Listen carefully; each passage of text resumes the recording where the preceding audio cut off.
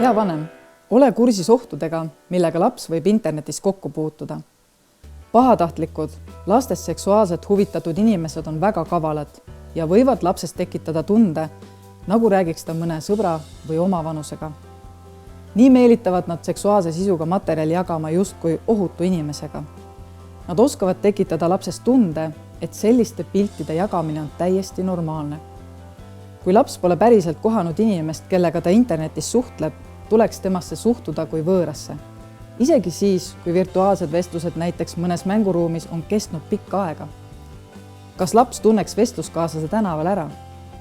Kunagi ei tea, kes on tegelikult nime või pildi taga. Arutle lapsega, kas ta räägiks näost näkku mõne onu, tädi või isegi omavanusega, keda ta tegelikult ei tea.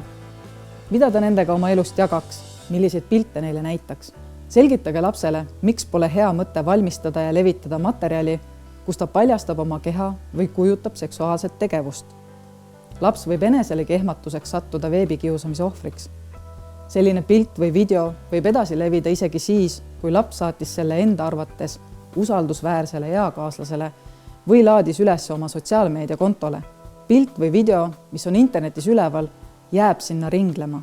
Vanem saab mõnikord lapse levitatud materjalist teada politseilt ja see on okei.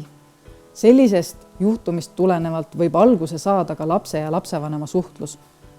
Politsei saab olla teema algataja ning aidata luua lapse ja tema vanema vahelist usalduslikku kontakti, kui vanemad ei oska lastega sellistest asjadest rääkida.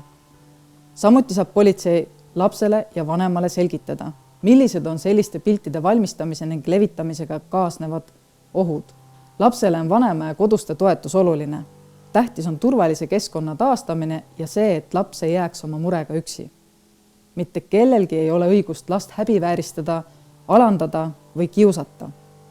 Suhtle lapsega ja ole avatud.